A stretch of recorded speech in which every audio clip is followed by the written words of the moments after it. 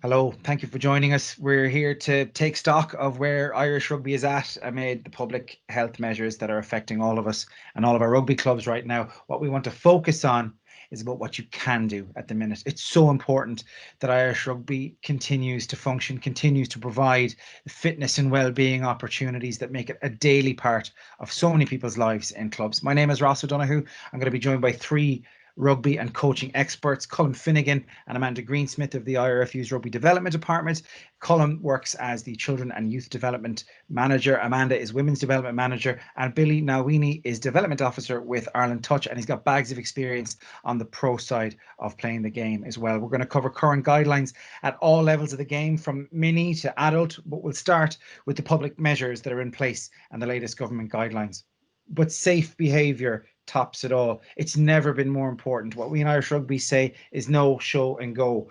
Know your roles and responsibilities as a club member. That means knowing the latest guidelines. That means knowing that you have to stay at home if you're feeling unwell. That means socially distancing in every scenario that doesn't involve a rugby ball. And it means observing coughing and sneezing etiquette. It means showing respect to your club, to your clubmates, by behaving safely and by being honest enough to call out unsafe behaviour. Then go home. Don't gather socially before or after any rugby activity. Don't share a car with somebody outside your household. And those are the things that helped us get rugby clubs open in the first place. And those are the things that will help us keep rugby clubs open. Looking at those government guidelines, they remain a live issue subject to change. But what we do know is that non-contact training is permitted across the board. So that's what we're here to talk about. And let's introduce our guests. You're all very, very welcome, and thanks for being with us. Thanks, Ross. Howdy, Ross. Cheers, Ross. Thanks, hey. Colin, we might start with you if that's okay, and really drill down into what non-contact means.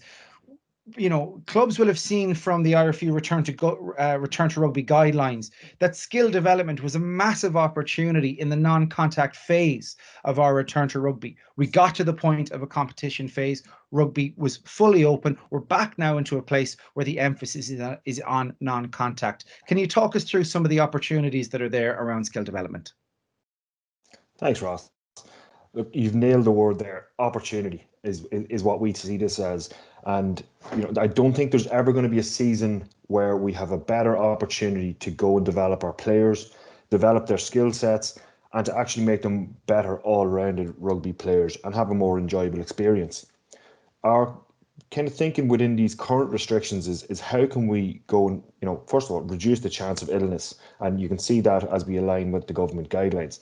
Reduce the chance of injury, and that's our I suppose when our return to contact stage guidelines came into place, and now we're back in the non-contact stage of our level of restrictions. The idea is how can we make it an enjoyable experience, give people the opportunity to have good physical activity that's going to help their physical and mental health in this current time. One of the key opportunities I spoke about there is skill development, and as you'll see, what we've done is we've drawn together a number of sessions. It's just sample sessions there that maybe will get the juices flowing, give some ideas that clubs can go at all levels and take and use and utilize for themselves. If we're talking, what we've done is I suppose broke them into 60-minute sessions. We've broke them into 4 different areas. So we have catch pass, we have decision making, we have rugby fitness, and we also have defence. So you can still work on all of those things within this current level of restrictions.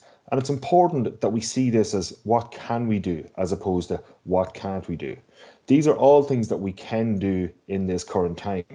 If we're talking about the catch pass, the session is simple enough. You focus on a movement prep, some ball handling, some warm-up stuff, but it's purposeful. It's actually focused on what the session is going to be. So we want our coaches to be really well planned in this time, especially because if we have our plan in place, it's so easy to go and help develop what we're doing. If we have a clear focus in what we're doing, we're going to be a lot better on. If we talk about catch pass, we talk about possibly our core skill, the first one being the fours with a defender. We then want to delve into a game-based activity. So, the idea is that we don't do everything through a reduced activity through the formerly called drills. The idea is that we actually go and make it relative to the game itself.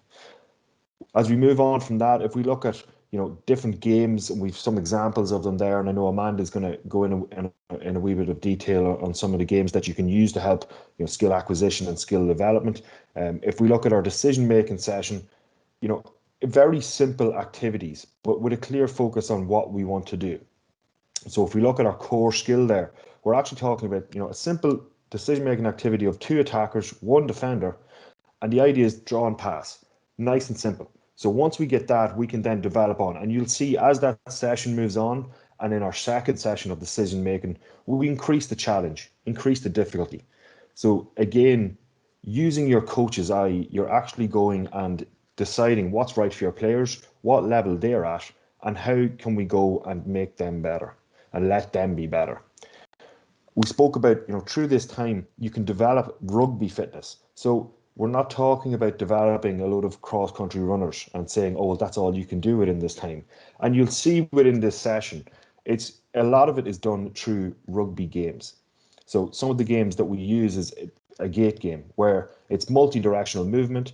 You're, using your pass and move skills, support play, and it's a high intensity running game where you go and have 4 gates laid out on a pitch. You're passing different directions. To score, you have to pass it through the gate. Very simple game, can work at all levels, but actually hits a number of key things within a rugby fitness session. And again, you're working under fatigue, you're working on constant movement, you're working on constant support play.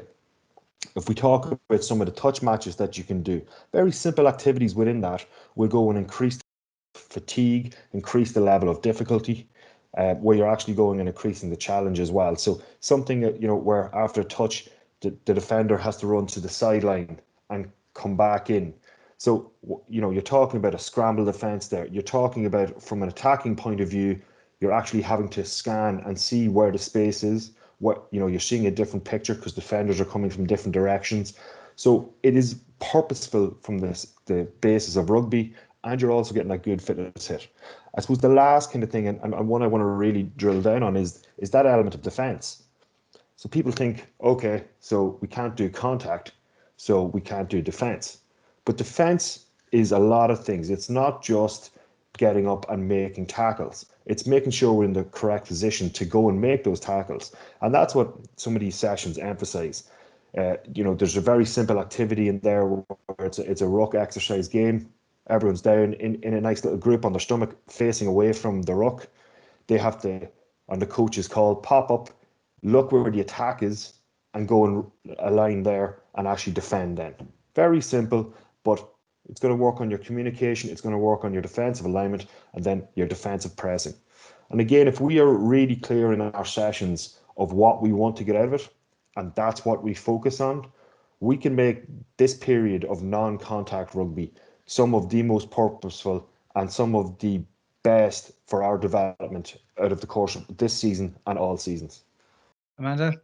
Yeah, no, for sure. I mean, I think key thing, it is an opportunity, and while there might be disappointment from some players around the loss of the contact, because particularly at the younger ages, they tend to really enjoy that aspect of it. It is that opportunity to, further develop the other skills that go with the game, and in a fun way as well. And I suppose just having been involved with the Spark sessions over the last couple of weeks as well, one of the key things that I've taken from that, from the coach's perspective, was, about not thinking about the number on somebody's back when they're out around the pitch, so that every one of our players should have a core group of skills that we can hopefully get them to execute. So here's a perfect opportunity across the board for, every player on the pitch to take this opportunity through their coaches to develop these core skills, their catch pass, their evasion, their decision making. And I suppose, without the games at the minute, which again is, I'm sure, disappointing, it is that opportunity to, really focus on these without having to focus on what's next, who we're playing next weekend. We need to prepare for that game. So it really does give us that opportunity to potentially strip everything right back and focus on these skills and use this time to develop them. Brilliant, Amanda. Thanks.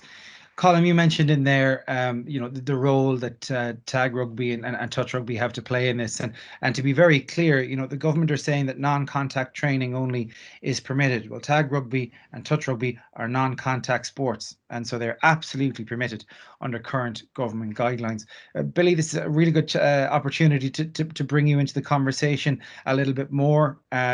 Through just put Billy Nawini into YouTube and you'll see what evasion looks like in a very real way, but also through your involvement in the through Ireland Touch as well. Billy, one of the things that we chatted about earlier on in the summer through the tea sessions, which were training engagement and education opportunities for volunteers in rugby, was the idea of no money fun. I can't think of anything more important in the last 7 months from a well-being point of view than no money fun. And this is really in touch rugby's wheelhouse. Can you talk to us a little bit more about that? Yeah, definitely. So currently we're finding that a lot of clubs are struggling to promote rugby because of the lack of contact in games. So they're trying to find things that are beneficial for their club members. And over the summer, we ran, unfortunately, because of the restrictions to go into county, there were a few clubs that Ireland Touch, wasn't able to get to. So we had Galway Bay, who were one of the first clubs who were going to transition into touch for the first through lockdown, and they were offering sessions for all their members to come down, learn how to play touch and that sort of stuff. Unfortunately, because of those guidelines, we couldn't cross over. So we sort of had to let that slide until things opened up again. However, with myself being based in Leinster, Wanderers was probably one of the clubs that took up their mantle, and they offered touch rugby sessions for their minis and youth players over the summer. So the best thing was we saw a lot of those kids that were sort of borderline wanting to do the contact, come back into the club. We were still offering the ball skills and all that sort of stuff for the kids that are currently still involved in the club. And the other thing that started to happen was, because of the restrictions, local schools that were in Wanderers catchment, they weren't able to provide a place for rugby for some of their students. So with the lack of grounds, they couldn't have a certain amount of teams playing on the grounds. Therefore, there were your third and second players that were based on those teams weren't offered a place to train.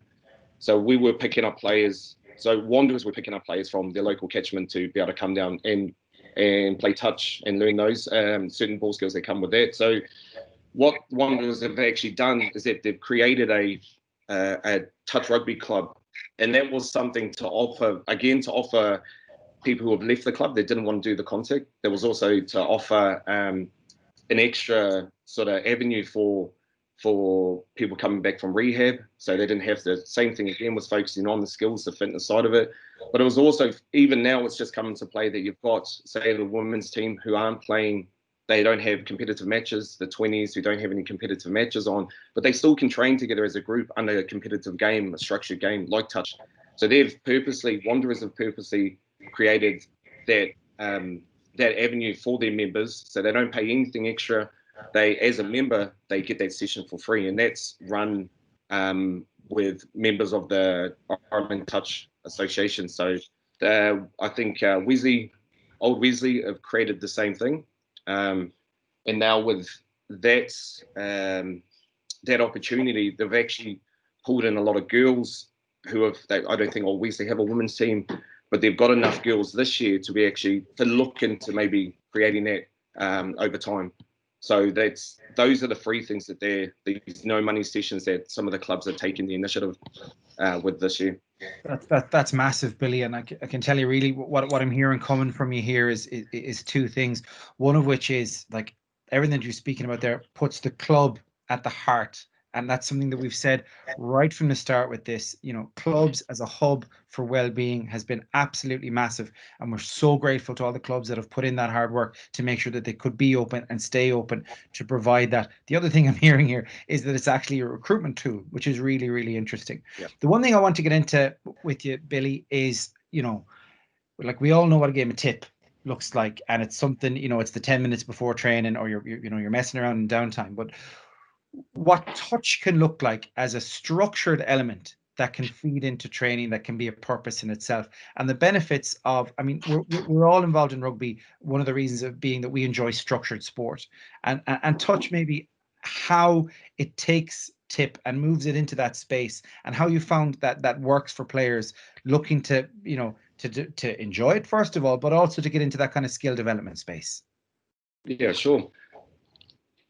Yeah, I think the biggest thing that we have with tip is there aren't any set rules. You might go to a team or a club and they have their own type of rules. They might have allow for a specific type amount of players, and that's the problem that you'll get with guys who are competitive and who know how to play within the structure.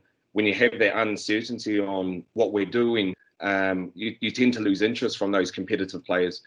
So with touch rugby, it's the structured skills and the structured rules are something that are really important for those who are still competitive. And the other thing, it allows you to actually focus on the specific skills which aren't as many as rugby. So there's no contact, obviously there's no kicking, and so the limitation of those skills means you get more time to strengthen up those specific evasion skills, running skills, passing skills, that sort of stuff. Taking kicking out of the game means that's a skill, skills you have to focus on. Therefore, taking less attention away from working on those areas.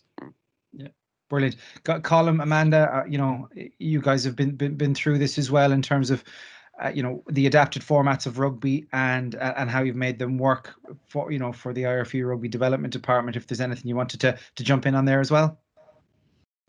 Yeah, no, I suppose, you know, particularly from a girl's perspective, through the schools, like we have seen other formats of the games work really, really well. And as that introductory to rugby, like the X7, and I suppose the additional space on the pitch and things like that, has encouraged, we'll say, a lot more players not just to take up the game in the schools, but also, you know, to develop their skills outside of the 15s game that they're potentially playing in the club and then playing the sevens in the school. And I suppose it's just that adaptation that they have to make in, as you said, the space and the numbers, but also the potential of, you know, passes having to go a little bit further because of that extra space that's available on the pitch. So for sure, you know, there's definitely other forms of the game, you know, which can challenge our skills and the necessity to develop some of those, you know, depending on what the format is. So, you know, I think definitely the use of other formats, be it touch, tag or sevens, you know, can definitely help players to bring to the fore, you know, maybe a different set of skills than if they're playing a different format of the game.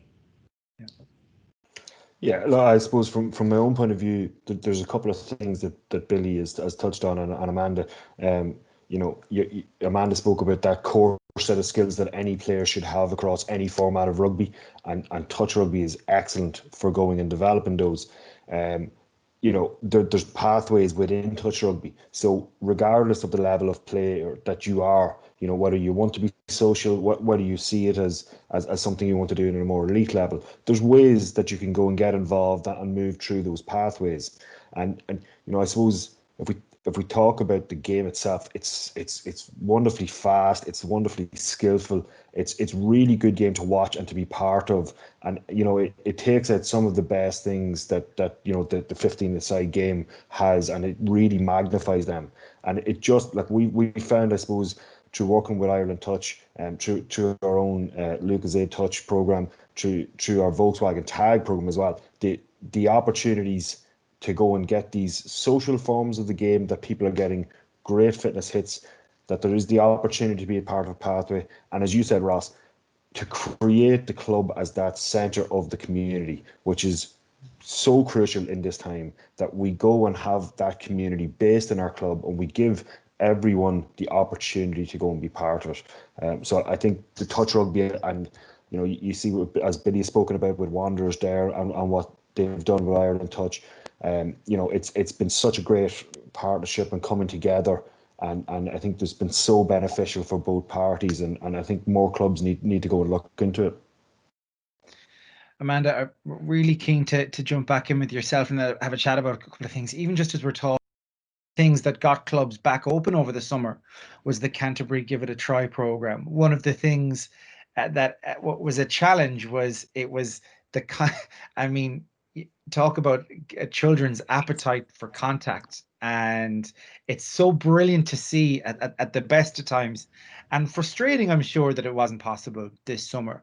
But what Canterbury Give It a Try did was actively and systematically address how to put a program in place that worked around the fact that contact just wasn't an option at the time. And here we are back in that scenario as well. So very much a lived experience for the participants, and you as program manager, designer, really there's huge relevances for where we are right now, specifically around, we've spoken about skill development, but there's also a skill acquisition element. As we've said, clubs are still open for business. There are still people looking to pick up the basics as new players come back in and find new ways to be active in ever restricting circumstances. What's been your experience? Yeah, I mean, obviously with the onset of COVID and then, clubs returning in that August window, we did take it. We saw it as an opportunity for Give It a Try to help, put the clubs at the core of their communities and offer an opportunity for, kids to get back out and get back into their clubs. And at the time, in that kind of non-contact element, I suppose there is a large non-contact element as part of the Give It a Try program because of its being aimed at new participants, but certainly at that time that became much more greatly magnified because of the restrictions. And I have to say, out of the clubs that signed up and were in a position to roll it out, we saw good participation across the clubs. And indeed, like, it is about that skill acquisition and encouraging the players, to find solutions for themselves, and allowing players to, come in and make mistakes and express themselves and learn through those experiences. And it was all about, I suppose, manipulating, the activities. And Colm has already touched on it, in outlining his session plans earlier on, about how we can modify those games to get what we want out of it. And I know, sometimes, coaches may feel maybe perhaps limited about the types of games that you can play when we are in that non-contact element, but there is ways of modifying games. And I just have like a quick example, if you're happy for me to share it, of two of the games that we used. Was an attack overload. And it's, coaches may have seen this already, whereby we do overload the attack in terms of, encouraging them to find the space. And obviously, with the greater numbers in attack, the space should be easier to find. And again, coaches can put limitations on it in terms of, the number of touches before they must score a try. And then there's ways of, I suppose, manipulating that to make it more difficult, or allowing those successes and allowing the players to learn, and encourage new patterns through those successes. Another way then that we kind of looked at using the decision making was through a multicolored try game. So essentially, some of the principles are the same, and some of the skills that you're trying to bring to the fore are the same, but it's just a different type of game, so that you can encourage that variability in your session, with your players as you're trying to develop the skills. And in the second game, we set up, 4 different try lines of different colours. The players can pass the ball around, and on the coach's call, be it green, yellow, red or blue, the attacking team must attack that try line. So what it forces is this heads up, looking around, identification of space, realignment, and getting your defensive line set. So there's, again, quite a lot in it. And again, these all games can be played in a touch format, taking out that element. And at such a time as when we return to contact rugby, then the contact can be reintroduced. So I suppose there's just 2 really simple examples of how we can help to, develop those skills and encourage the players, to identify things like the space, encourage their decision making, things like catch pass. And going back to what Colm said, then there's also the opportunity of, if there's a necessity, to reduce those skills back down into, simple 2-on-1s if we find there's something breaking down in the game. I suppose that kind of, deals a lot with maybe your older players, and there's certainly a lot of fun stuff that can be done with the younger players. And I know Matt Wilkie, during the lockdown, did generate a number of videos which are all available online around skill development with perhaps the younger players. And it's simple games like one-handed catch, and you probably see in the image there, he's playing it with a tennis ball. So again, it's just something a little bit different, a little bit out of the ordinary, but it's something that can help our players develop, you know, their catch pass abilities. Rats and rabbits, which I'm sure a lot of coaches will be, you know, aware of, will help us to develop things like the running and agility, and again, all in a fun way, in a non-contact area. And then the last game that we just have visually there is Minefield. So again, focusing things like running, agility, balance as the players make their way through the minefield that's set out in front of them. So it is, you know, there is very much ways that, you know, we can still continue to develop skills and encourage our players to improve, you know, their skills, and, you know, in a fun way, but in a non-contact way, but still have a very, very varied and engaging session. Colin, what's the key takeaway for you right now, and for where Irish rugby and society at large is at? I suppose my key takeaway from what we've spoken about today is that we have a huge opportunity to go and develop the skills of players in what we're doing. And with that, as coaches, we have a huge opportunity to develop our coaching as well, to go and, I suppose, face the challenges and come up with innovative sessions and interesting, fun, enjoyable and purposeful sessions that are able to be run at this current time. Billy?